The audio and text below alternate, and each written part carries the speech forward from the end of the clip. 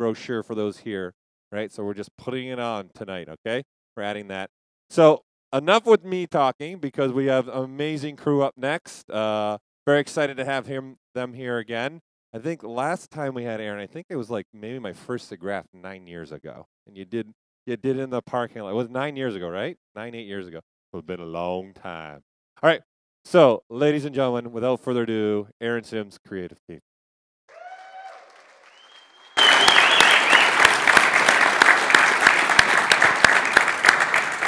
Thank you all for coming out today. Well, that's loud. That's hot. This is kind of Aaron's been here, but this is our first official as a team as Aaron Sims Creative appearance at ZBrush Summit. So we're stoked to be here with you guys. Thanks for all showing up. We got a lot of really good stuff to share with you guys today. A lot of art, a lot of clips, a lot of cool designs that you're going to be the first to see.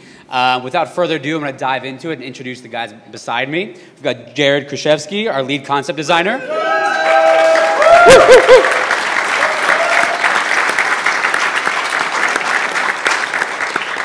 I forget his name. I think it's Aaron Sims, founder. Yeah. Aaron Sims, founder of Aaron Sims Creative. The man, the myth, the legend. Michael Pecchia, executive producer.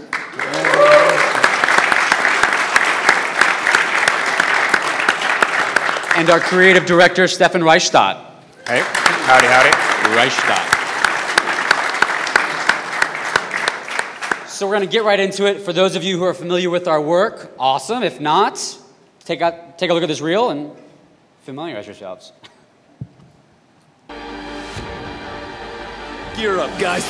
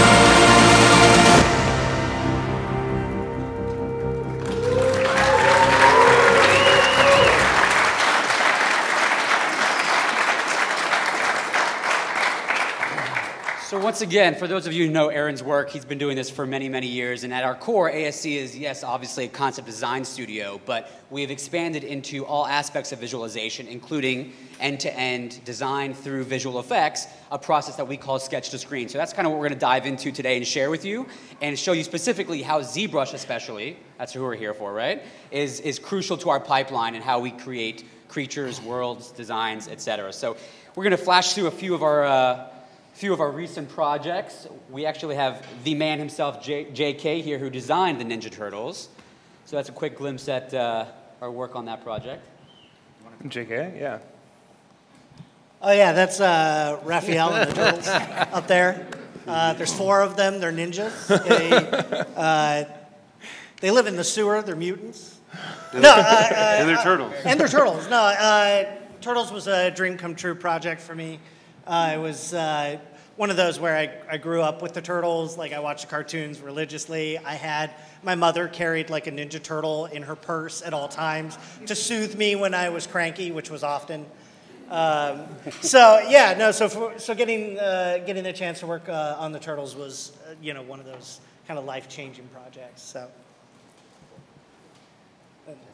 Yeah, hand it on. I think we're fine. We're good. And no one wants to speak. No, this is Spider-Man. We, at ASC we design, so many different things: superheroes, monsters, from sci-fi, fantasy, and we're pretty fortunate to be able to work on some, high-profile, iconic characters and bring them to life. And it's a very collaborative process, with our company. Not only with our company, but also with production. So a lot of this is working closely with a costume designer as well. So we can't take full credit for the design. This is a process that, as part of film, is that everybody is helping. And that's usually when it goes the most smooth, is when everybody is working together. And then this is one of, this isn't the most recent Hulk, but this is the Incredible Hulk. And this is kind of, I did this before I had all my team here. This was one of the first projects when I left Stan Winston's. I was just on my own and, designing all, the Hulk and the Abomination. And this is one of those projects, and some of these films, you design for like a week or, a few days, or this one was a year. And, and it was just about like getting, the thing that took the longest was his hair. It was like, the Hulk. It's like, did he have spiky hair? Did he have, was he like the long hair? It's amazing. There was probably like hundreds of just hair options. And this next one was actually JK again on Jupiter Ascending and Gods of Egypt. And what was really incredible about these specifically was the sheer amount of detail that he had to get in there and sculpt. And he was really done with Gods of Egypt by the time that ended. Because the amount that production required for us to go in and sculpt every little bit of detail, because they were taking these designs almost directly out and taking them into their production pipeline. So that sculpt that he did led directly into the final asset that they used for the film, which is why it had to be so detailed. Yeah, definitely. Like, that's why ZBrush is so great, is because it's an iterative process. Like, with ZBrush, you can design and then take that to an asset, for production. So, and what's great about ZBrush is you can take it to Dynamesh, you can go back, you can change the design, you can push the design further, to meet production needs, and then when that's ready to go, that design is the asset. Like, you can just push that forward into the asset pipeline. Yeah. And it just, what you see is what you get at the end of the process. And that's what's really cool, is you're like, oh, I remember sculpting that. And then, boom, there it is on the screen. And you're like, I can't believe it, I can't believe it's there. I did that, And that is how we got into our Sketch-to-Screen process, was we were with ZBrush starting to build these assets that could go right into visual effects. And why not start doing visual effects when we were designing it, creating it? We had that intimate connection to the characters and the directors of what they wanted. Just finish it off and put it in our pipeline and do the visual effects. And as Jared was mentioning about designing and modeling and delivering in ZBrush, one of the recent projects the guys worked on, RPO, Ready Player One, which unfortunately we can't show you quite yet, but another example of doing the character design, delivering the full assets to ILM. Right, and that was actually an interesting process altogether as well. A long one too? A long one. Actually, I think we actually just stopped designing on Ready Player One, but we were on that for years. It was about a year and a half. Yeah, I think we started in 2015, and just finished up some assets for ILM to help use in their pipeline as well. But that was a really interesting process as well. Same thing, where everything had to be sculpted down to the finest little detail because everything is going to show. They were all hero characters. And Steven likes to see what we've designed on the final output, so he's very meticulous with what we designed, that he sees it in the final asset. Yeah. You guys want to talk a little about the backstory to the demon we're seeing right here? Oh yeah, this is one of the first designs for The Conjuring. There was, if anyone's seen The Conjuring 2, the most recent one, there's a whole scene at the end where there's, it's changed through the process in post. You know, where originally was a demon, and actually the demon was in it, but then it became a nun, and we had to do reshoots and brought back the demon. And this is just one of the iterations of the design for that demon that you'd see underneath the nun itself. Which, it definitely is a unique process. They decided to change it 6 weeks out before we were finishing the movie, that it shouldn't be a demon, it should be a nun. Well, actually, there was a step in between. It was kids in between. It was like little 8-year-olds. So it went from demon to 8-year-olds to nun, and then back to demon. And with that process, which is unique at Aaron Sims, we're a normal visual effects house, we'll just try to render a solution. We stopped rendering for VFX, and Stefan and Aaron just did images to mix between the demon and the nun to get what James wanted. And for 2 or 3 days, we just did designs. We stopped everything visual effects to be effective, because otherwise you're just rendering and rendering, and that is just hours before you even see something. Finally, he selected a picture, we turned on the render machines and started rendering out the final VFX. But it made us efficient to do it that way, where if we were doing it the traditional visual effects way of just, hey, we'll just change it here and re-render, is that correct? Is that correct? No. We would have lost probably weeks, and we didn't have it. We only had 6 weeks to finish the whole movie. And it is one of those things that this is kind of the norm. It may sound like it's a little strange, but in films, it's usually the third act is where everything has to come to a head and become the most powerful, either the scariest or the most overwhelming. And so in production, it's always, because you can fix everything in post for the most part, not these days, that there's this idea of going back and repairing or doing something different before the movie's released. And it's not necessarily a bad thing. It's just it leaves us with very little time in post. Oh yeah. Well, I mean, it ended up being the right choice, because that shit was scary. Yeah, it was.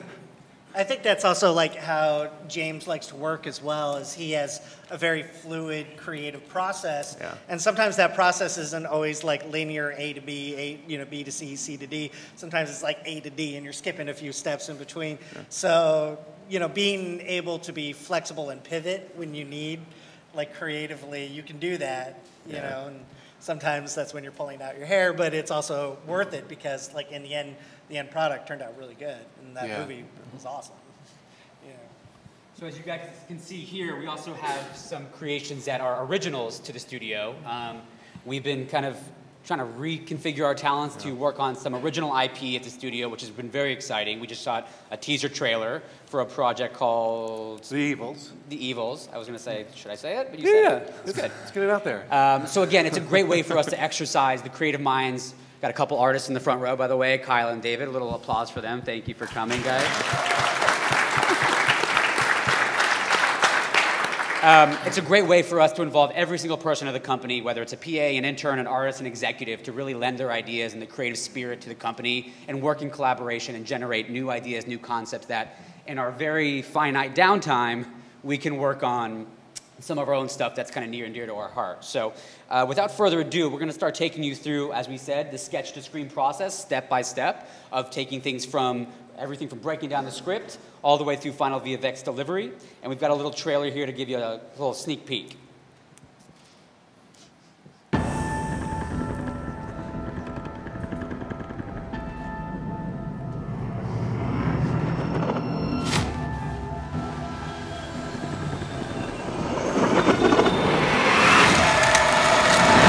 Welcome to Aaron Sims Creative, a concept design and visual effects studio which has brought to life some of the most iconic film and television creatures of our generation.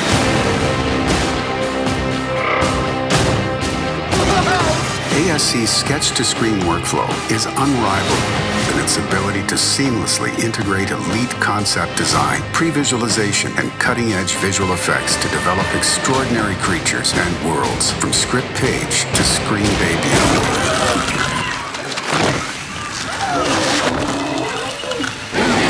Our process examines the depths of a character, its role within the story, in the realization of look, feel, and emotion that are essential to the creation of memorable cinema creatures.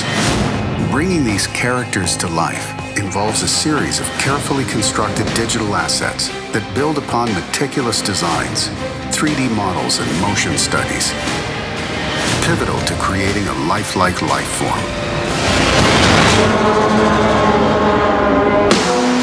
Beyond the character, we are able to provide a cohesive glimpse into the conceptual world, and before a single frame is ever shot, collaborating with costume designers to develop character wardrobe, production designers in the creation of props and weapons, and pivotal key scenes brought to life through storyboards and animatics. Our immersive sketch-to-screen workflow and award-winning design team combines the best of design and visual effects to transform your wildest dreams and nightmares into reality.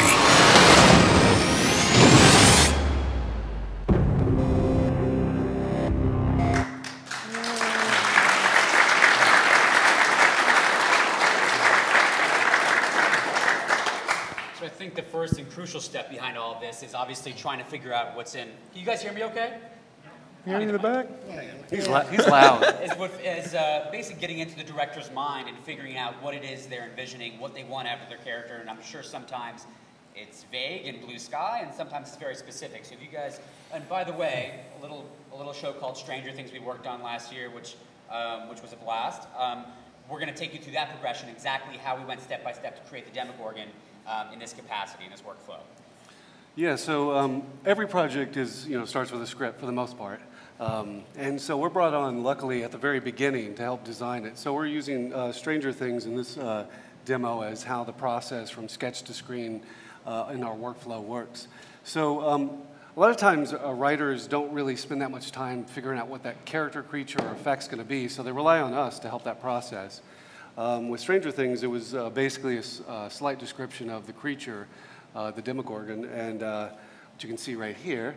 But it was the only description really that was in the script was that he's kind of monstrous, tall, lanky, and the only thing from the directors really at that time is that he has to have a mouth that devours but doesn't have a face, and that is a biped, and that's really it. So it gave us a lot of creative freedom, and from there we start to put our inspiration together, and with that, then it's always great to, with inspiration to find things from nature, because when you're creating something that is horrific, you always want to make sure that it's something we can identify with. Otherwise, it's too foreign and it doesn't have any impact. And actually, that thing up in the top right, that's actually the inside of a snapping turtle's throat. So that actually exists. That's a real horrifying thing. Yeah, and those aren't really teeth. They're just kind of these fiber things, I guess, that push the food down. But little sponges. To me, when we were working on the design, as we went further, this is you'll notice, and the design has quite incorporated a lot of these elements to it, because this is very helpful for the director, for us to be able to move forward with the design. Once he likes elements, we start doing these sketches. It's a concept phase, and so we just start the preliminary sketches for ideas until the director finds something he likes. Once he likes something, then we just start refining it and immediately go into ZBrush. Yeah, ZBrush is just, there's a lot of directors right now that really can't get past a sketch, so having something closer to the final product that's going to be in the show or the film makes it so much easier to get, to move forward. And this was actually an interesting one because in a weird way, even though the Duffer Brothers didn't have it written down in their script, in a weird way, they kind of knew what they wanted when they saw it. In a weird way, we only did maybe 2 rounds of designs, 2 weeks worth of just kind of sketches and ZBrush models, and they settled down on this design actually really quickly because I think they realized almost immediately that this was something unique, something that didn't have a face, something where its face kind of flowered open and showed off all these teeth was something that they felt was really something special to itself. So when you guys are even tackling just the initial concept designs in 2D, can you talk about how most of the time, if not all of the time, you're also thinking ahead into the ZBrush phase and modeling so that you're really designing even in 2D, but still thinking a few steps ahead for when you have to actually model this thing out, whether or not we're taking it through the pipeline or delivering the asset to another studio. Yeah, there's you know, every aspect of when you're creating this, when you know it's going to have to be either an asset, then the great thing about ZBrush is that, you know, it gives us something that we can use down the pipeline. We can do these great, like, you know, nice illustrations to pose it, give a lot of feeling. It can immediately go to previs and then on to the final product with, you know, some, you know, retopping and all that fun stuff. But it really helps the process of getting it through the pipeline. And on that last phase, that iconic scene where he stretches through the wall, traditionally they really wanted to stick with a guy in a suit and stay traditional to that era, the 80s style monster. But they really wanted this iconic scene coming through the wall. Aaron and the guys sketched it. But they came to us with the scene and they said, hey, just make a CG wall and the guy in the suit come through. And we're like, that really doesn't work. It's impossible, a guy in a suit and stretching through the wall. Well, it's not safe either. You know, you have a guy in, you know, 60 pounds of foam rubber on stilts trying to, you know, smash through anything. He's probably going to hurt himself for a grip or something like that. So in the end, you have to be intelligent when you're designing these things so to make sure, especially if you know that it's going to be used practically on set, that it fits the form and function of a human first, and then you kind of go from there.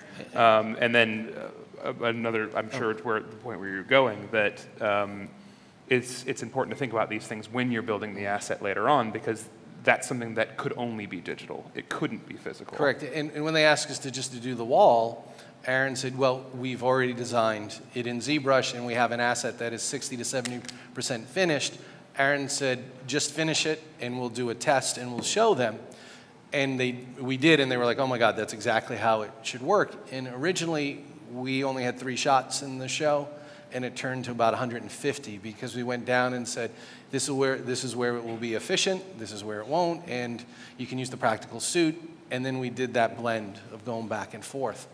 Yeah, every time we're designing, you know, we want to work closely with the directors, and we promote as much as we can with, you know, if there's a practical solution, do it, you know, and if there's a hybrid approach, you know, do it. And there was, you know, certain shots like coming through the wall that just were not practical just because of the nature of what we actually had designed that they fell in love with. So that's where it's, you know, there was some great stuff that was utilized for the suit, the guy in the suit, which did look fantastic, but then there's certain things it can't do, like that and being thrown across a wall or, you know, breaking apart. So that's where we come in and do our magic.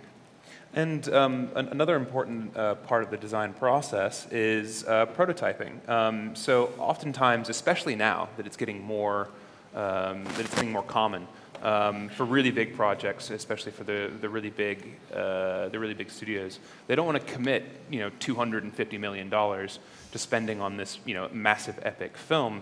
And then get to start spending that money and all of a sudden realize they have to redesign their characters because they didn't really think them all the way through or they didn't see them from all sides.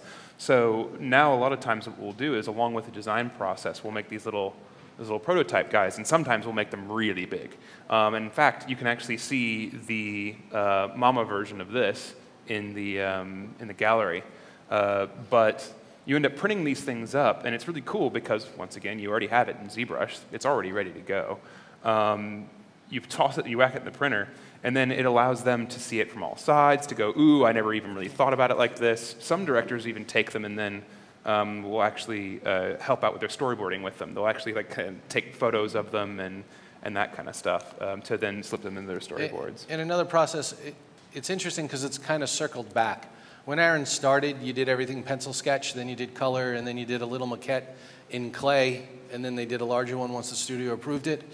And then it moved away. Everything started going in the computer, and since we have the prototyping, they're like, hey, can you print that and paint it up? Because we would love to see it.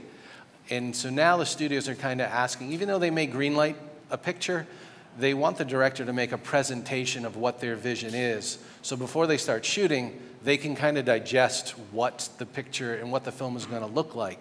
So we started doing that for a few of the movies now, is we will design, do rapid prototyping for the presentation, and then we'll go in and finish doing the designs. But it's a whole process. It's interesting how it circled back to doing these maquettes again, and then forget the marketing department just loves. They're like, oh my God, look at this toy! I can sell to millions of people. Yeah. Well, and go ahead. No, I was just going to say, so we always, like what Stefan was saying too, that, you know, the printer, we use Formlabs, which is, Form 2. Form 2. So Form 2. So there's a bunch of printers out there, and Jared's the one that really heads this printing.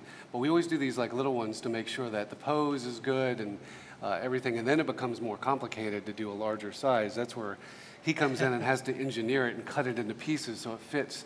Until they actually have bigger printers, you know, that will get this level of detail, which I forget, what is the micron? Oh, the new one? Well, what is the level of detail on these are like Yeah, you can 25? get down to like the micron level on some of these 3D printers. So usually, you know, when we're doing tests, we set the micron level really low, just to test, just to, you know, get it through, see if it works, see if there's any problems in the building process, and then as that works, then we start setting the micron level lower and lower, which means the detail gets finer and finer. And you know, when building these like giant prints, like the Demogorgon that you'll see in the gallery, you know, you only have so much size on a print tray, so you have to, you know, scale it up, test, you know, how big, you know, is that scale going to work, and then you have to figure out where to cut it. So it becomes like a real left-brained kind of process, you know, for what is like normally a very creative right-brained kind of process. So when you're creating creatures, you're like right brain, right? And then you have to engineer this thing for a print, you know, a massive print, and that becomes like a very left-brain, like, you know, wrenching process. But like, just to add that directors really like having something in your hand. So there's a, you know, a bit of separation between you and the screen. So if you're working on a screen, there's still a bit of separation between you and what you're building. And when you hold it, when you see something in your hands for the first time, there's kind of like this little magic, like, oh, I made this, you know, like it's real. And you can hold it up to the light and see how it reacts to the light. And what's really cool is that everything you sculpt in ZBrush shows up in the print. So like you make like a little gesture in your sculpt, and you're like, oh, that'll never show up, and it shows up, and you're like, wow. You know, it's beautiful, really. But the only problem with it though is that you start to get greedy. Yeah. So Yes. so as soon as you make one, you're like, oh wow, I can make something bigger and better and bigger and better and bigger and better. And now, just recently, we did a massive project for Disney where it was a girl leaning 45 degree. A little princess. Yeah, on a horse, like this crazy elaborate, beautiful move with this, you know, this big amazing horse. pose. Yeah, this huge horse, and it ended up being, I'm not kidding, like, you know, how many pieces was that? It was 50? 60 pieces. 60 pieces in the end. pieces. 60 It was 60 pieces, took like a month to engineer, and it was like an all hands on deck kind of situation. We can't talk about the project, it's not happening yet. Yeah. But it was one of those that it was all hands on deck. We talked about it like for months, just like, how are we going to do this thing? Right. And then going through the process, which was like mentally exhausting, you know, it's you know, cutting this thing up and making sure that it would all kind of fit together. And then at the end, it does come together, and it was an all hands on deck, kind of fitting You all it have to get together, in there and painting paint it. it. And everybody was really happy with it, because there's something that happens when you see it in front of you. Like you can spin a model, you can do a render in a turntable in front of somebody, and they see it, but then when they see it like physically in front of them, Yeah, three-dimensional. yeah, when it's three-dimensional. And so I think that's kind of part of where ZBrush is going in the future as well. It's not just 3D rapid prototyping, but think about like VR and AR and all these other kind of, you know, tools that will happen to help directors and creators like see their vision. You know? I mean, what was amazing on that project was, and I should say what's amazing in the office, is our artists just aren't digital artists, they're traditional artists. And for that project, we had a 911, and we needed to finish painting her the day before the delivery. And our guys put all their digital tablets and everything aside, and they picked up the traditional paintbrush. And it was amazing to see that 6 or 8 of our guys came together. They worked very late into the evening to finish the paint job on this character and deliver it for the next day. And it's really amazing to see the artists. They're just not digital. They have that heart of a true artist, and they can put the digital pad down and really break out and do those traditional aspects of art, you know, painting and... I think that's where those lines are blurred now, where, you know, a lot of people are like, oh, you know, digital is different than traditional, and they're not. It doesn't matter. If you're an artist, you're an artist, and a tool is just a tool, whether it's 3D or clay or paint or 3D printing or rapid prototyping, the artist is always going to be the artist, you know? But eventually, it does have to move. Yes, eventually you have to make it move. We could talk about prototyping forever, but so what we do is once we get to this stage, we do a really quick rig and start doing motion tests on it to see what all it needs to be, what all needs to happen in the suit if it's a practical, what all needs to be in the rig and the textures later, how it has to function. We did a couple of different tests, mostly just to kind of try and figure out as well, like how the mouth flaps opened, and you know how it kind of walked and moved because it has these crazy double joints on its arms and legs. And so that was a fun process working through all of these and then figuring out. This really just helps answer a lot of questions early on. This is even before previs, but it's another design element of something that's obscure as far as a character goes. Something, you know, this particular character is very humanoid in a lot of ways, but it is, like what Seven said, the mouth is very unique, so it's like figuring that out, but also what is going to make it unique, the way it moves. So there's other projects we've done in the past where it's like, you know, the aliens are so bizarre that, you know, that you can't get a sign-off until you do something like this. So it's very helpful to actually, through the process, make sure that it actually does function. Yeah. So that later on in post, someone goes, "You designed this; it doesn't even work." Right. Well, and then getting into previs and figuring out. Once again, what does it have to do? So when it was, you know, tearing its way through this stuff, this was in a weird way some of the beginnings of trying to understand the upside down, because we also designed the upside down through key scenes in art. But how does it transfer between our worlds? And this is something that we kind of came up with the Duffers, where it felt like it was pushing through a stretchy balloon, and then all the goo kind of falls out and all the gross stuff kind of follows with it. And we took that all the way through and you know, eventually started actually doing the full visual effects test, the full sims, and all of that. And what was funny is funny that JK was talking once again about how the 2D and the practical and the 3D all kind of blend now. With this, there was a bunch of like slime that this thing had to kind of put off constantly. They wanted it to be wet and kind of gooey all the time. And in the end, we didn't. We tried to start simming in it, and it wasn't looking quite right immediately. And we had to kind of turn this around quick because it's still TV. So what we did was we actually filmed live plate reference of, actually it was me, with black gloves on and just, you know, getting super slime, 80s super slime they used to use on, you know, Alien and all that kind of stuff. And just stretching it, ultra slime, and just stretching out and filming it, and then actually just comping that stuff in. So sometimes the old tricks are the best tricks. Yeah, there was, especially TV, you have to come up with those fast tricks to be able to get something across, and you only have a day to do it. And we did so many variations that we had such a library of different slime just through that process. It made it easy for all the shots. Well, what we shot in a day, probably would have taken about 2 to 3 weeks simming it to see if it was correct. And we were actually able to let the compositor, after the day, start placing it in and tracking it in to see if it worked. And it looked fantastic. Right. So that's your slime right there, huh? That is the slime. That is the slime. Good slime. That's real slime, everybody. So one of the other projects we worked on this past year was Stephen King's The Mist, the TV series. And we wanted to kind of take you through one of the main elements that we worked on, which was the 4 Horsemen of the Apocalypse.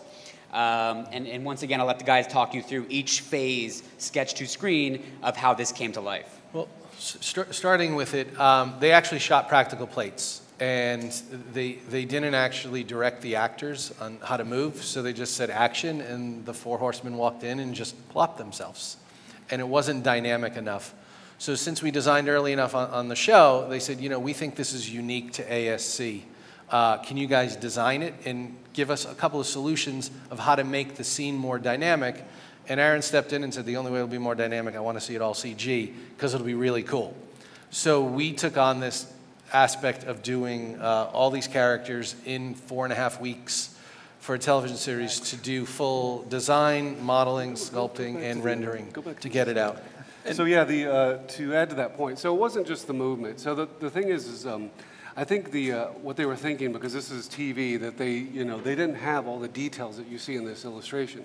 So beyond the movement, it was more the idea that each character, each of these horsemen would look uniquely different in their silhouette, which they didn't, the practical one. So the director, the showrunner, was really wanting us to enhance it. So the only way we could do it, because of the performance and because of all the details, wasn't just to do a match move, but actually to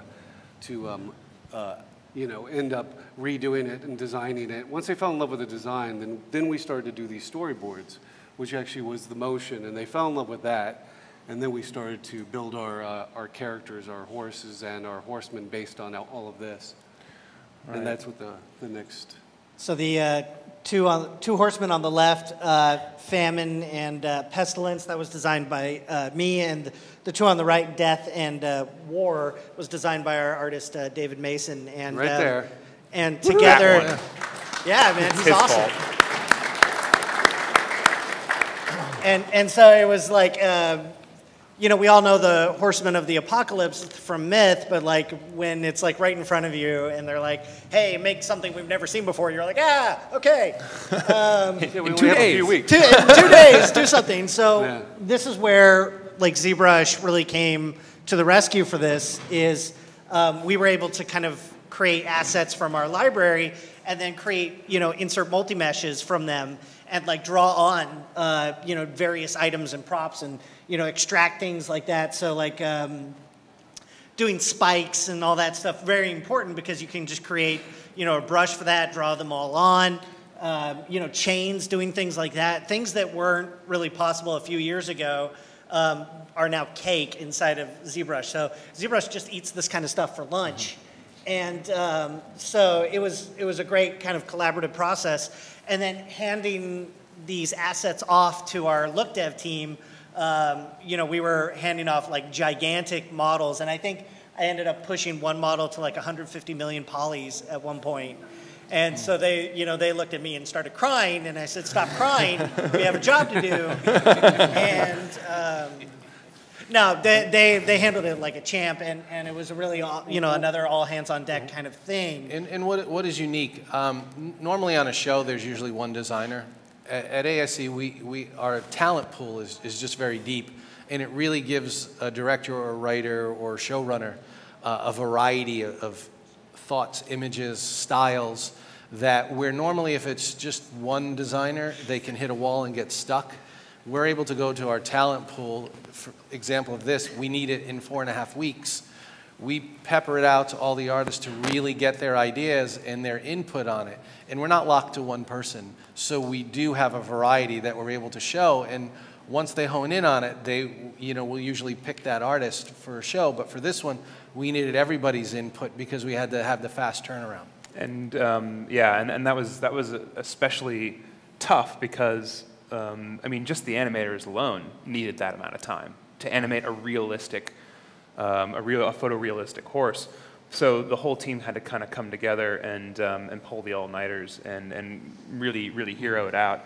Because, like they were saying, from the point where we storyboarded them out to the point where they were on screen, or the point where they were finaled, was 4.5 weeks, which is just absolutely insane to go through Sketch, for full visual effects, to go from Sketch to model to rig to texture, asset, sim, animation, and finally the comp. And this is how they turned out. And this is how they turned out in the end. Well, this is the breakdown of all the elements for this particular shot. There was how many shots in this?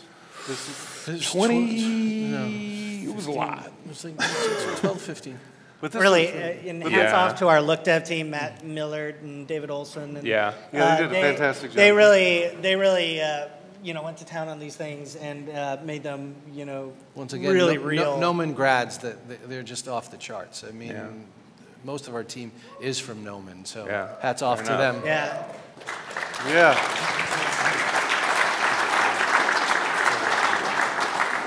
Oh yeah. And then this is the final shot with all the without the breakdown. So it kind of gives you the idea of the animation, you know, the subtlety of the animation. You know, the director and the visual effects supervisor on the show really wanted a lot of movement in the horses. Well, yeah, all these hanging things like the chains and all the hair and all that kind of stuff. You know, it had to be convincing because it's the first time that you see them come in, and it's a huge build-up to this shot in the show. They spend 5-10 minutes of them walking through very scary woods with mist, and so if it didn't pay off, it would be a disappointing shot. So it really had to be good work. So there was no shortcuts, there was no cheating. We really just had to go for it and go full out on the asset.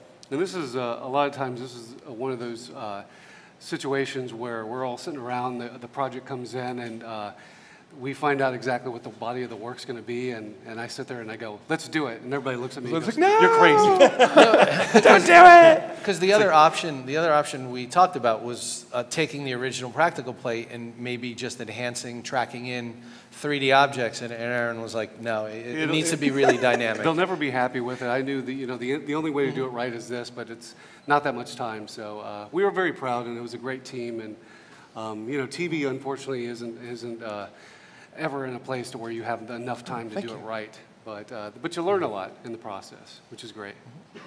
Yeah. So actually, moving on to film. So we actually.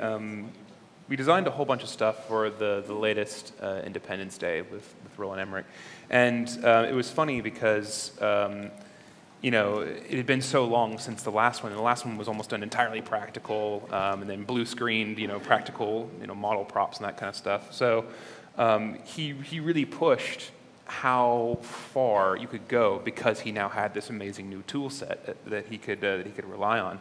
So we went through all these new creatures, this queen alien, and all the new designs based off of the language of the previous. And this is another Jared design. This is the queen. Yeah. What the queen looks like on the inside. Then she wears this protective suit. The inner queen. The inner Yeah. queen. Then most of these aliens all have like their own protective suit that looks organic like another alien. That was the whole Independence Day thing. Like Russian dolls with aliens. Yeah, exactly. But Jared did a fantastic job on it. And this is actually where I learned that ZBrush is not just like a sculpting design tool, but it's also like a storytelling tool as well. You can pose out your character and then store poses on layers. So I would have it like reaching, and then the next one it's dead and flat, like that, like that one where it's like flat. And so it's also a storytelling tool as well. And you can actually take your asset and like iterate and storyboard with it, and show it from different angles, and kind of animate with it as yeah, well. you can actually animate with it as well, like set blend shapes with layers and things like that to get an idea across of how something opens up or how something moves. So it's incredibly versatile. So there's also this wasn't really seen in the movie, but it happened, but we didn't really see it happen like this because it was when they get into making these films, there's always these grander ideas of what you're going to see, but then it gets into the editing board and it's like, oh, we have no time, and also the cost. But this is how like the queen, the inner suit that Jared did, and how her outer suit would be wrapped around her. So we end up doing not only like sketches, but also like we storyboard the entire sequence so that we understand how the function's going to be, and everybody signs off on it, and we move forward with that. For this movie, we actually did, to get it greenlit and for Roland to actually show Fox what he wanted, we did a full animatic of each act, first, second, and third, and he put a whole orchestra to it to present it to Fox to say, hey, this is my vision, and give me $250 million. But he really had to go that distance, and it was another way that we did kind of our sketch-to-screen. We didn't do any visual effects on it, but a lot of our shots that we did previs are one-to-one in the movie of how we animated it and how we designed the shots. And these also right here, they're pretty close to what was the way it was looking in the film. So we'll take motion studies. So these are motion studies in R&D that take it almost all the way to a place to where especially with Roland. He wants to see what it's going to look like, you know, almost like we do with the ZBrush render and do all these illustrations. But doing it in motion helps sell it even more. Well, and it's actually a funny story about this because he was actually concerned about the way that the tentacles on the back of the creature would move because, like I said, when he did the original, it was all practical. So it was literally just two dudes offset doing this with you know, rubber tubes. And then that's how they got that effect. So he was saying, okay, how can we make it look a little bit more purposeful and a little bit more driven? And so that's all part of that kind of storytelling process you have to get into with motion studies. How does the character actually function? Because at some point you're probably going to see it from head to toe, and it has to, you know, work.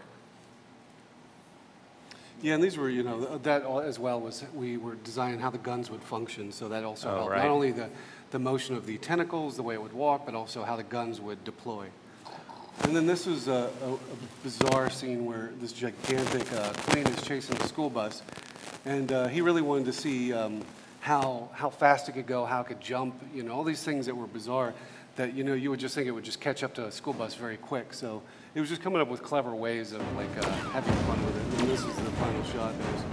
There's base pretty close to it, but then you don't really see him jump that much. You only see him land. Something about jumping.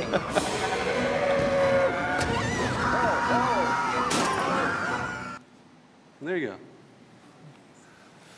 It's all about Jeff Goldblum. Yeah. And here's another zoo for CBS we worked on.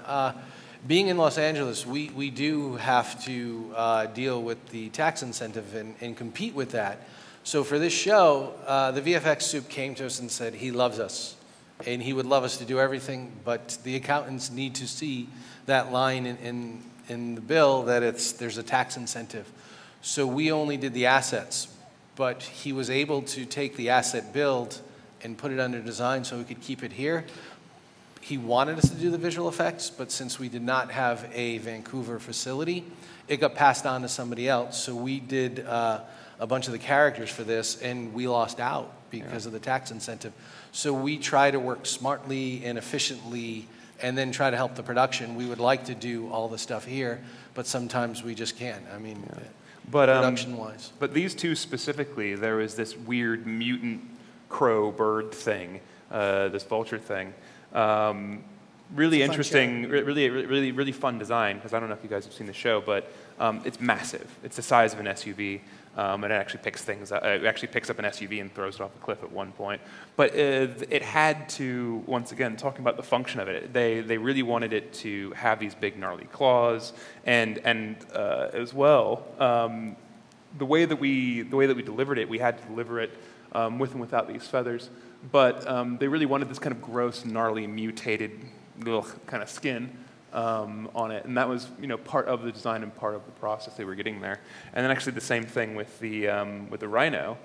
Rhino was really fun because they wanted this, you know, I mean, obviously it doesn't exist, but these huge tusks to kind of come off of it, so that when it rammed things, it did some real damage. And that was all handled by Matt Millard, who took it from design all the way to the final asset. So right. You know, it's pretty extraordinary that you can really they're like, hey, we like your design, now take it to a final asset, and Matt was like, yeah, I'm on. Hey, wasn't that one of the designs though that they originally wanted these big horns and then realized, wow, they really wouldn't function in the scene. Yeah. They was like, oh my God, it needs big horns, it looks great, and then they were like, you know what, that's really not going to work or be able to walk with it.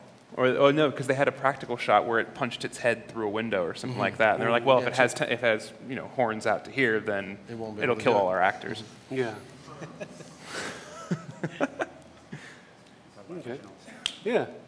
So at ASC too, we also we have our original stuff that we do internally. You know, it's IP that we're creating for different various things: TV shows, movies, just various games, video games, and whatever you can imagine. So these are just various things from different projects, and as well, what we're doing is you know, with this too. We're actually going to be doing a school, so our master class. You want to talk about that? We'll get to that. Oh, I thought that was stuff at the end. Oh. I'm sorry. I jumped ahead. This is where, major projects you want to talk about? Yeah, okay, yeah, sorry. So this is this project with this little spidery thing over here. This is, it's a project called Embodied, which is a film I'm up to direct. And it's a weird alien that, you know, bursts out of people. But it's a really interesting story. It was based on a book that we actually modified and turned from a zombie into an alien project. And it's kind of a cool Thelma and Louise story. Two women in Texas, and it's pretty Thelma cool. and Louise meets aliens. Yeah. It's kind of really cool. Yeah, so it's so we've been designing the creature, and Kyle Brown here actually designed this character and helped create it, and we ended up building a, which we should have brought it, but it's also, we did a 3D print of that. Same kind of purpose where you go into these pitches and you actually have a 3D object there that someone can look around, get excited, and think about like what toys they can make out of it. Yeah. That's part of the process, is trying to sell something that's, you know, Merchandising. Yeah, merchandise. Merchandising. Okay, so now we can talk about Sorry, I jumped ahead. gets excited. Yeah. So one of the things, as Aaron just mentioned, you know, one of the things that we are launching in Q1 of next year, 2018, in January, is for the first time we're opening our doors to our studio, and we're going to launch our own masterclass workflow workshop.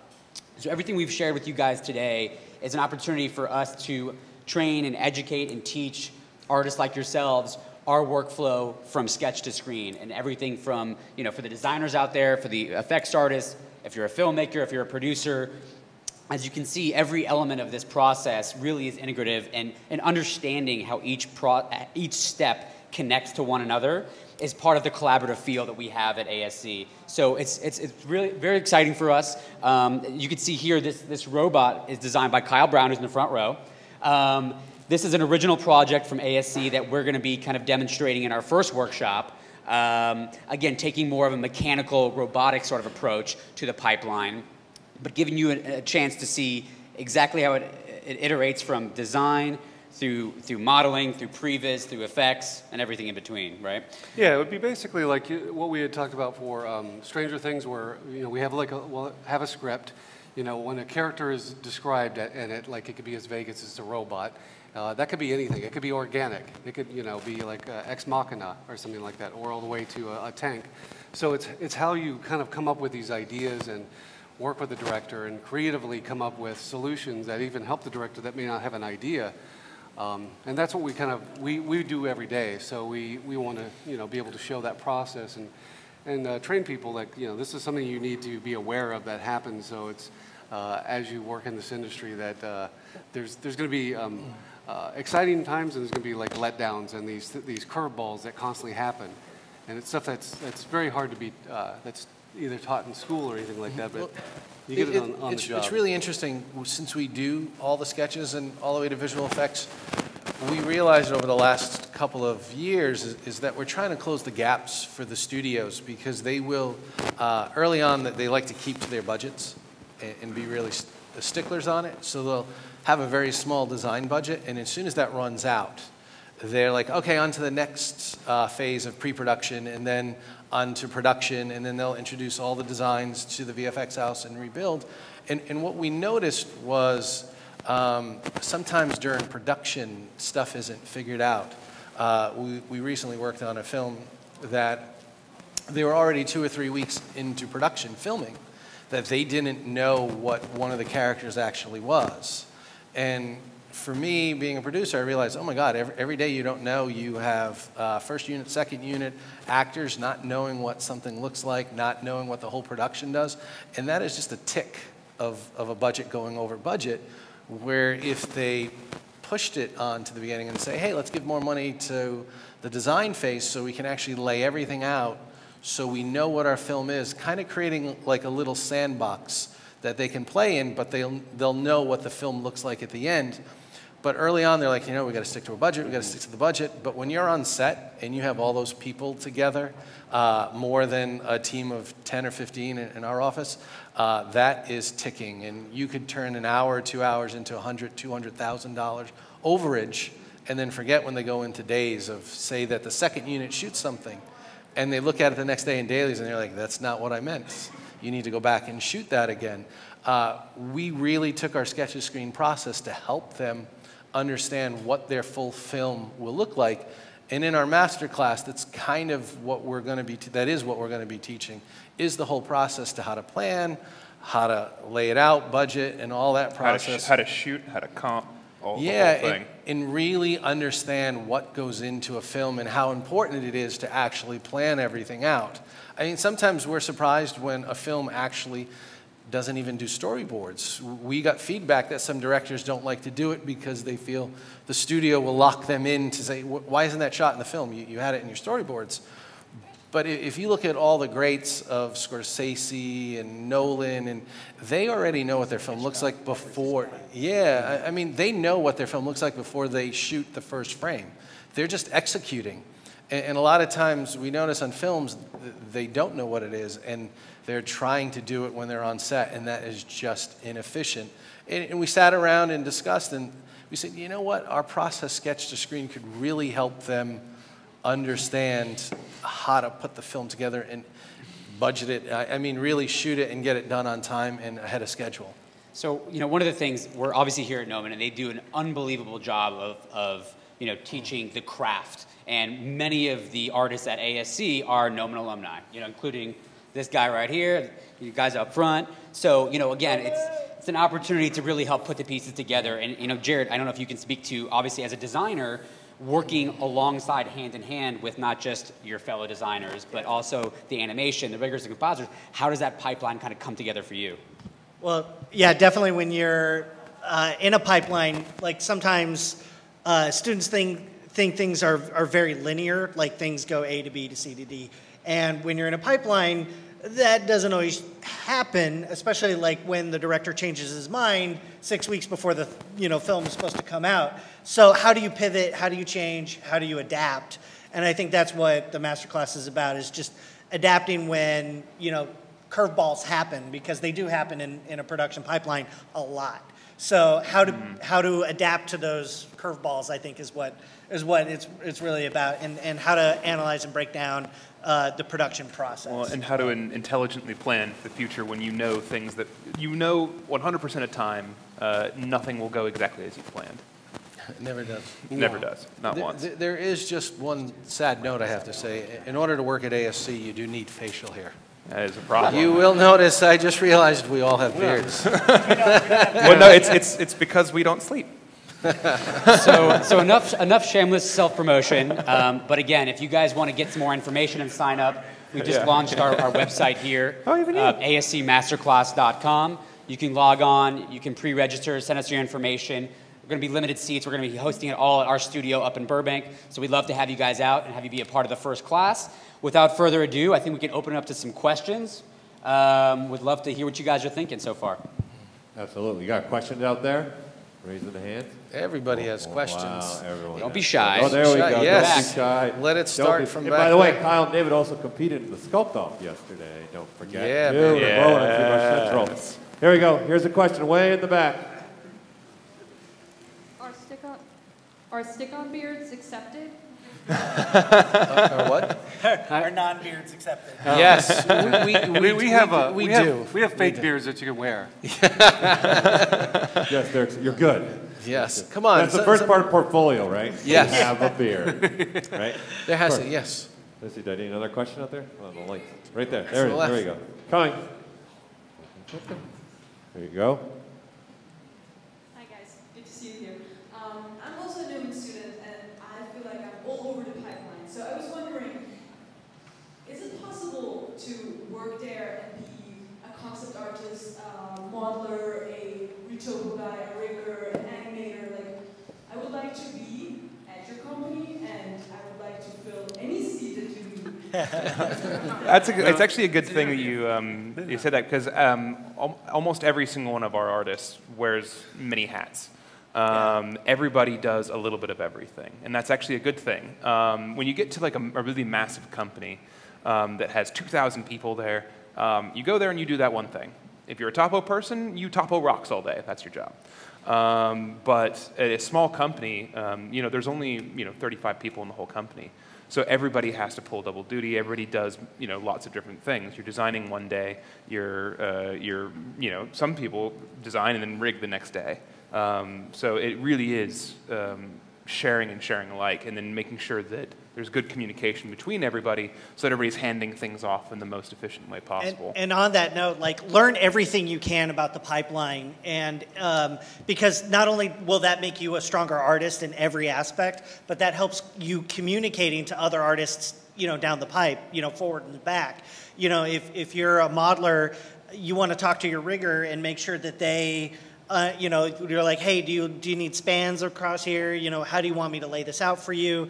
You know, so that communication is really valuable as well. Learn everything, learn the whole thing, and it's only going to help you and make you better. So do it. Yeah, really to that point. I mean, you know, for our company, really, generalist actually is a great thing because, again, I mean, it sounds like, you know, you would think, oh, I need to be as specialized as this, and there's always most people have a strength. But again, knowing all these things and being able to do that is extremely powerful for a company like our size. And we never want to become like an ILM or WEDA, which actually I shouldn't say that. What am I talking about? But I mean, to that scale here in Los Angeles, it just doesn't support itself anymore. These big companies, one to start off with this. But you never say never. But we are expanding around the world in other places, and that's where we'll probably become bigger. I'm so happy to hear that. Thank you. Yes. Cool. Aaron makes me cook for everybody. Yeah, he's a great cook. Yeah. He knows how to barbecue. Is that all part of the deal? You're cooking every night for us? We do like to keep that family feeling in the office. Generalist. Being able to cook is part of the aspect. Modeling, breakfast, cooking. lunch, and dinner, right? He has a cute little apron. Wow, that's awesome. We got another question right here on the floor. Hello, guys. First of all, you guys are amazing. Oh, thank you. Thank you. Around you, like my hero. Years. Well, that's very nice of you. Thank you. You create all our so amazing. I have a question about the masterclass. Will it be online or on site? I'm sorry. What was that Will last? it be online? It'll be on site. It'll be actually at our studio. It'll up be in live. Burbank. It'll be in and amongst the desks that create the work. That would be practical. And you can talk to us humans. Yeah, and again, the first one we're doing at our office, which is great because then people get to see, you know, how a company works, how, you know, our shop functions, and then we, you know, talk about like all the processes that we talked about up here, from script to screen, sketch to screen, and it'll be us teaching as well as the artists who work there. So everybody will take, you know, an hour and a half, and take a specific subject that's their specialty and move from there. All right, now they're coming in floodgates. Got another question here. I love it. Hi there. Thank you guys so much for the presentation. It was great. So you guys are really known for your character work, and it seems like recently you've been kind of moving in the direction of the space that the third floor is in, doing some pre and post vids. And I'm wondering if you guys are starting to consider doing entire feature films and doing the storyboards and pre-vids for bigger projects like that. We will do it. I mean, our artists are talented across the board, can do a little bit of everything. It's us really just growing and getting, how do I say, building our foundation. And because we can do it, and we're just educating people to let them realize that we can. Aaron, you know, we've set up this plan to go out. I've been re-educating the studios what Aaron Sims Creative does. And my first question to them all the time is, how do you see ASC? And the first thing they say is, they're the creature people. And actually, we're world builders. We're not locked down to doing creatures. If you see, I mean, you saw Wonder Woman, right? I mean, we did this 16K traditional oil painting for that movie, and it was beautiful. Nothing to do with that creatures. whole beginning section where the history thing. Yeah, actually, our artists internally, Houston Sharp, you know, painted the whole thing digitally. Yeah, in Wonder Woman, when you see that when she's telling the story, and you see that big Renaissance painting, that was Houston and team of art. And he took the charge on that one, and yeah, unbelievable. Yeah. Classic Renaissance style painting, and you So know, something that Michelangelo would have had, you know, 10 years to do. yeah. We had a month. 6 months.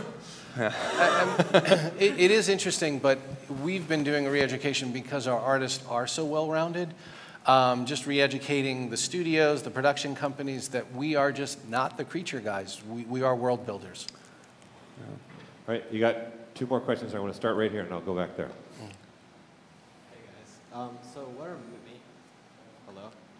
what are main things you guys look for in a portfolio application?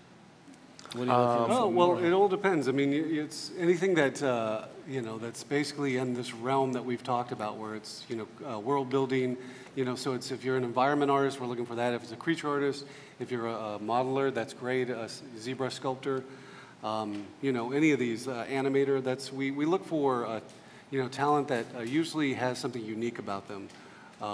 You know, the aspect of you know, having something unique is going to make you stand out from someone else. And with that being said, you know, it's okay to have a portfolio that that has a little bit of everything.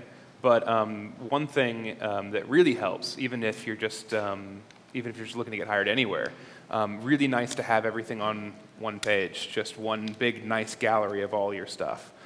Because a lot of times with HR, and you know, I do a lot of the hiring myself. You know, you go through portfolios and portfolios and portfolios in a day, and it really helps if everything is nice and clean and laid out, and you put your best foot forward. All right, right here in the middle, over here. Here's another question. So my question is, how do you navigate the issues with taking some of the designs and assets and then turn those into products? How do you take that sort of intellectual property that you've designed or that belongs to you and then work with the studio to maintain some control over that? Well, unfortunately, there really isn't. When it comes to, and that's part of what the other stuff that we were showing briefly was our own IP. Those are the kind of things that we will produce ourselves and be able to own and create merchandise. When it comes to things like this, we can give these things away, but we can't sell them because we don't own them. Right. So the studio owns them. So that's not in our contract, and that's hard to change or put in a contract because we're work for hire when it's a studio-based scenario. I mean, probably the last person that owned their designs was Stan, right? It was. I don't think he even owned a lot of his designs. I mean, Yeah. No, I think it's very difficult. I mean, there was. I may be wrong there, but well, You don't want to tangle with IP lawyers, basically. Right. But at the end of the day, like, you know, unfortunately, the nature is they're paying you to do a job, and you do it, and then they own the byproduct of that. For, you know, when Ferrari makes a car and they sell it to you, they don't get to come and drive it in your, you know, when it's parked in your driveway. So unfortunately, at the end of the day, they own it, and oftentimes it's tough because I can't remember, you know, how many thousands of projects we've worked on at this point, and then, you know, of course, half of them don't get made because it's just the nature of the business. And then beyond that, how many thousands of concepts do you do for each of those films that never see the light of day because we're not actually allowed to show them? Every once in a while, we'll show like a, you know, behind-the-scenes one that was an iteration before it hit the screen. But you know, so many of these films. And even then, just getting the rights to show those in the first place. For instance, we designed on It, but you know, it's just a very long process to get clearances and to go through the studio process and make sure that you're doing everything legit and making sure that they want to hire you again. You don't want to piss them off and show everything and then, you know, ruin something that might be in the second film or something like that. Because a lot of times they'll take all the designs and say, ooh, this was really good from the first one. We didn't use it, but let's use it in the second one. Let's base the entire idea of our second one off of that. So a lot of times they try and keep all that stuff as close to the vest as they can because it protects their IP. It's a very fine line, and over the last year and a half, we brought a marketing department on Jace to help us deal with that because we need to keep our, you know, ASC out in the forefront of what we're doing and what we're designing. But we have so many artists sometimes we have to control them. If they're proud of their work and the movie comes out, they want to show their stuff and it might not have been picked. We have to go through it and be like, hey, you got to take that down. The studio wants it down, and it could reflect poorly on us. So bringing Chase on was to get the AC brand out there, but to start early enough. When we start designing early on, he has a dialogue with the studio, and We would like to present at the end, you know, these images. We'd like to share them. And as I get closer to the release of the movie, Chase has the dialogue, please tell us what we can. And since he's had that long relationship, they usually say, hey, you can release these images and that. But we did, what was it from Bandai? The Power Rangers. And the movie came out, we put it out, and they're like, whoa, whoa, it hasn't been released in this country yet. We want you to wait till the DVD comes out. We need you to take them down right away. And, you know, of course, we're like, yes. Yeah, there's those obstacles, and then there's the others that you work on, like a movie or a project for a year, and then it just gets, you know, canned, and you can never show those images again. Oh yeah, because they own it. Yeah, there was this one project that never happened called Paradise Lost, and I think we worked on that. You worked on that before I was ever with you. Yeah, it's probably about 6 years. Or I think there was probably 6 combined years of design in our shop, and it just went away one day. Yeah, so all that artwork that was done for it, we can never show. Because just in case the studio wants to make it, they own those images. But luckily we work on so many other things that we can show. Another question right here in the front. Hi guys, thank you very much for the presentation. With software becoming so fast and so good, like ZBrush and so forth, and the processing power becoming better and better, it seems like the drawing skills that artists have is becoming less important. Is that just my view of it, or do you still value the drawing skills? Oh yeah, completely. It is. It's so important. It is. And if you don't use it, you lose it. You know, it goes away. Yeah. And you have to keep drawing. Yeah. All our artists and have in the that beginning, skill. like in the beginning stage when we're just talking over a project, you're noodling on pieces of paper, thumbnailing ideas, and even if the client doesn't see it, we're showing it to each other. And that helps us visually communicate to one another. So it's so important, man. Don't let them go. Don't let your drawing go, man. It is important. Unfortunately, a lot of clients are spoiled, so that they may ask for a sketch, but when they see it, they go, "Well, what is it going to look like?" It's like, "Oh, okay." They can't read it. So, but I think to Jared's point, where internally, and I always promote this before you spend a lot of time in ZBrush, and you sketch something out, so you know what you're actually going to do. So it's great to have those skills, even if they're not going to be shown as much, but you having those. I'm very, my background being makeup effects and doing makeup effects for almost 25 years, if not more, it was all about sculpting and traditional, art. So I'm a big advocate of that, and having those skills. And I think you don't want to lose those skills because, and just let the computer, ultimately it's still an artist that's going to have to do the work, but understanding, the fundamentals, I think, are very important. Also, drawing will help your sculpting, and sculpting will help your drawing. The two aren't mutually exclusive. They feed off of each other. Just like learning how to texture will make you a better modeler. Learning how to rig will make you a better modeler. Every phase of the process makes you better. So learn it all. And at the end of the day as well, the only difference between an artist and a technician is that classical ability. Aaron said it, he started off in painting, and I started off in classical oil painting as well. So it is something that is super highly valued, especially when you come to small shops that they don't have time to iterate on a model 1,000 times. You have to get something that's good and fluid right off the bat. The software is just another tool. You need that foundation of the drawing and the understanding. If you don't have that, the tools aren't going to make you an artist. All right, we'll take a question here online, and then I'll come back here to the floor. So a question from online. What do you expect from a 3D modeler and sculptor in the reel when they want to apply to your studio? So a sculptor and a model, what do you expect from in their reels? A little bit of everything, and I know that's a vague answer, but it's great to see, especially something that's spent the time with something organic, something that, something bipedal, something like, character creature kind of thing, something that's, something out of the box, maybe. So do you prefer to see like a grayscale model 360, then it textured, and then the UVs, and then all the masks? Mostly, do you prefer that for your studio? It's actually, I think that not necessarily for all the the technical aspects of it, but as a design company, and a visual effects company, it's great to have those as pluses, but it's definitely, instead of just a gray sculpture that's turntable, because a lot of times we'll see those, and it's we can't really show those to a client because, again, if we're gonna, they don't really understand like a sketch. They don't understand a gray model unless it's like, painted or something, or rendered in some kind of a program where you actually have color, mood, lighting. So having those, I think, are another aspect that we look for.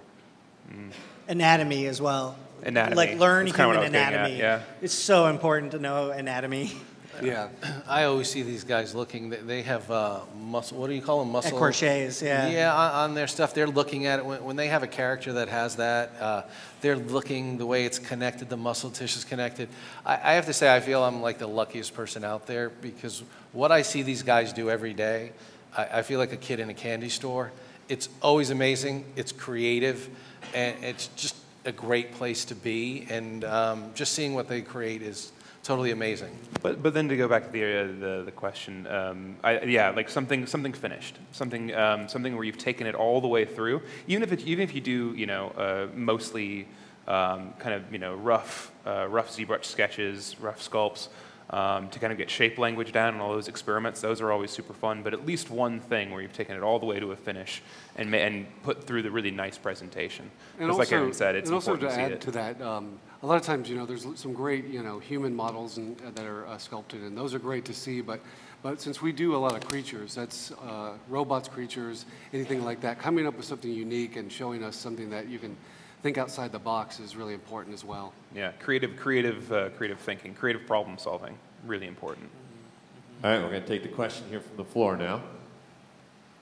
Thanks, guys. I had a question around your rapid prototyping workflow. So when you're scaling up these models, cutting them up, prepping print, supporting them, all that, can you describe your process and what tools you use outside of ZBrush? And No. When you No, it's all on ZBrush. Well, actually, funnily enough, it is. It's that one button. yeah, it's pretty much all ZBrush, especially it's true, though. once we actually begged ZBrush to get us an early beta of R8 because the Booleans saved our lives when we were talking about that massive 60-piece print. I was like, guys, we got to get this. And ZBrush was generous enough to let us have the beta very early. And so the Booleans actually saved our lives on that project because we could interactively like figure out where to hollow things and stuff like that. So basically what the process is, and now that Scale Master is a part of R8 and it's built in, the scale is really accurate. So what we'll do is we'll take our whole model, if it has a lot of pieces or a few pieces, whatever it is, we dynamesh it really low level, scale it to the level that is expected that the client wants. So if it's like 20 inches, right, we'll scale it to 20 inches with low resolution, just like really low as possible. And then that way we know the scale, we bring it into the form software because that's really what, how we're going to be able to tell what the print tray is going to look like. And then from there, we start to analyze, break it down, like, okay, we're going to cut here, here, and here. This is where we can make our cuts at certain points. And now with the Booleans, which is, thank you, ZBrush, for that, being able to like place your keys and like scale your keys and then moving around, make your slices interactively hollow and all that stuff. That really changed our workflow because now we can, if we made a mistake, if we cut in the wrong place, we can always go back, which is something that you couldn't do before. So yes, getting the right scale, and then what we'll do is we'll print like a little tiny maquette like that, just to see if there are any problems, at a really small scale. Does it tip over? Does it print wrong? What's going to happen? Because printing it's called prototyping for a reason, right? Like it's not like instant like holodeck, push button, boop. It's not there yet. It will be soon enough, I'm sure. So being able to like iterate and go like, okay, here we go. But the real effort is in the engineering process because especially when you have something that interlocks in multiple pieces. For instance, like something like this, like the one that's in the gallery, is fairly simple, relatively, Yeah, because all the pedals were cut off. All the pedals cut off, the arms are separate, that kind of stuff. But, with something where you have mass, like where something is around, you know what I mean, big, you have to then figure out, okay, once I print all my pieces off, how am I actually going to fit those together so that they lock into place, so that they'll, be available for the gluing and the painting process, like and so that glue everything... is a physical process, so sometimes if you don't leave enough space for the keys, you put glue in there, it still won't fit together, so you have to take Well, and then just like, how do you slide the Lego pieces together to make sure that they lock in, so that... It's playing with toys. It's or, you don't want to build the whole thing and be like, oh, I can't get this one last little piece in. And then you wasted a month. Yeah. Just adding another story to that, we had a production designer in the shop and seeing the process, and he was like, how long does it take to learn ZBrush? And it's like my kid learned ZBrush. I can learn this in a day, right? And it's then, like skiing. And then once again, seeing the print, he was like, oh my God, I need to get one of these in the office. And you could just see not the understanding of, once again, the design, the engineering process is another process. The artistry. The artistry, and then printing. He was just thinking it was like an inkjet. Hey, I'll just ZBrush this and then print the press button. We also had one client that after the whole print was already done and like in front of them, they were like, hey, can you squish the head down? And we're like, Yeah. Like, no, it's plastic. It's hard plastic. You can't do that. All right, we got time for just a couple more questions, then we got to get them to the back. And then some of the guys are doing portfolio reviews today, but I know they're booked solid, though. Hi, I was just wondering, since the industry has been changing over the years, and a lot of the big studios have gone away, how do you keep on top of things? I go gray. Well, no, but it's not that easy. It's a matter of staying lean and mean in a weird way. Like you kind of hit the nail on the head there. I think the age of these massive multi-thousand employees shops might be going away. I don't know. I say that because I like a small shop personally. It feels really good to know that you have a team that can reach out and do a lot of little different things, and you take the work that comes to you. But then as well, the problem with those other big shops, the ones that did go away, they would be taking on these massive, massive projects, and then, as sometimes happens in film, somebody would say, "Oh, sorry, we're cut. Money's out. We're done."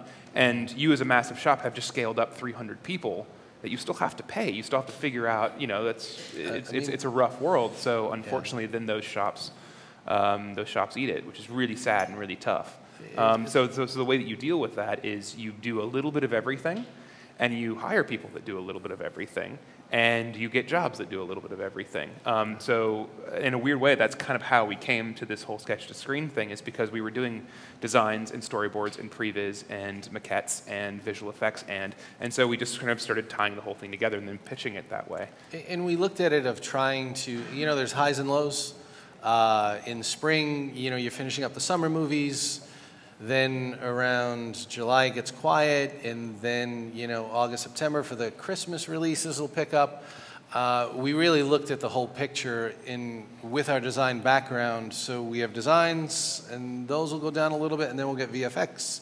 So we've kind of figured out a process at ASC is how to write out that highs and lows, so they're further apart, or is it further apart or closer together? Yeah, basically, and it's to what Stefan was saying. I mean, being diverse and being able to do these many things keeps us basically employed for longer. And the aspect of I've always felt like, I have good instincts when I see a big change happening in the industry, and I kind of move towards it. But I don't move in a big way. I move in a way that fits the size that we are. You can always overbuild and then collapse and go bankrupt, and that's something that we never want to be in a position, because you can never really predict where the future of the industry is going. But the one thing that's been good, what we've seen, is how it has been globalized in quite a bit, where it's everywhere. China's doing a lot of stuff. There's Canada takes a lot of the work away from us, but that's not necessarily a bad thing. We actually end up working with a lot of those companies. And China is one of those that comes to us quite a bit because they don't really have the talent pool to be able to do what we do. So that's actually We've been a gap filler as well. And as a matter of fact, we're thinking about possibly opening up a China ASE because there's so much work starting to flood in.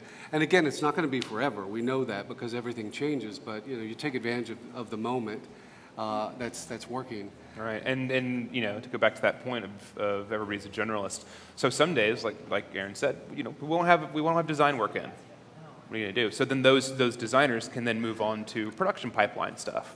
And then sometimes you don't have production pipeline stuff. You move those guys back into design, or you move them into previs, or you move them into print, all kinds of stuff. But that's part of what allows us to stay a kind of small and nimble shop, because everybody's kind of moving around and doing something a little bit different every single day. So your employees are constantly learning new programs. Yeah, right? Yeah. Yes. Exactly. Yes. We always have because some of us teach at Gnomon as well. We always have the Gnomon workshop going. So when a new video's out, we're like, oh, gotta watch it.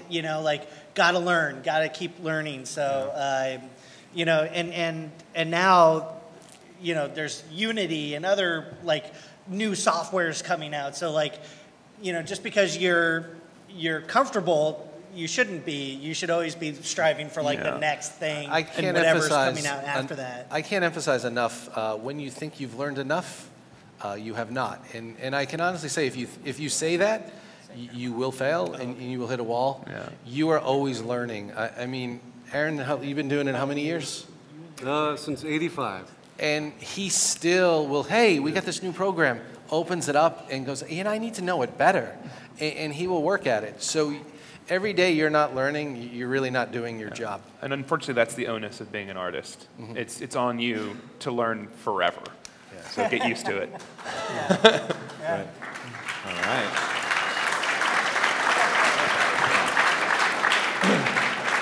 Okay, we got to get them off stage, unfortunately. Can we do before we clap? One more thing, Paul, if we don't mind. This little guy, can we give this away? Yes, we're going to give that one of those away. Okay. Right so now, Jared's got a little trivia question. First person that answers and shouts it out is going to get that little demo. Oh, wait a second. Go ahead. This will be interesting. Okay. Can you see them all? Okay. Get ready with that hand. Someone throw a hat. The first hat to land by my feet. All right. And I keep. There's a sketching program inside of ZBrush. Ooh. What is it called? Ooh, wait. I saw hands over there. There's a hand here. I think I saw that guy over there. Let's do hands. This is you. Oh, are we doing hands? You had your hand up first. No. What is it? No. We did hear bang. Wait, that guy over there in the front. Go. What is it? Paint stop. Yes, that was it. That's what he's looking for. Paint stop. So ZBrush has its own sketching program in there. Come get your Demogorgon. Come on up, man. Come here. Get your Demogorgon. Yeah. Do we have a little pen? Hey, Chase. Do you have a Sharpie? You have a Sharpie? I'll get a Sharpie. Hey, Chase. I don't have one, but we'll get you got a Sharpie? Sure. Yeah, it's in the document. Pull one out of here. Sharpie. We're going to sign it. Oh, there's a Sharpie. Here. We got a Sharpie. There you go. Thank you. Sign it. So, guys, just so everyone knows, right? They will be doing some portfolio reviews. I think, David, you're doing something, right? Yeah. This one's not good. Oh, no. They're already booked. booked. But if you really like it, you really want to work for that company, you didn't get a chance to get it because it's very scheduled time, you can go over here by this table and see, stand in line for an overflow. Yeah, you're not going to see and it. if they're still available and we get people through, we'll see. But I can't promise that because they've already got everyone booked. And number two, Jared here, my man over here, is going to be teaching a class here. Workshop. For the summit, a workshop. A little bit of stuff what he's talking about. It's a 4-hour workshop. He's still got seats available. Grand right? That's $200. Great. If you want to take that shop now on Sunday at 3 o'clock, it's Sunday at 3 o'clock, you can see our sales desk out here, and then you can sign up for Jared's class. Terrible. Right? Thank you guys for coming. Thanks, everybody.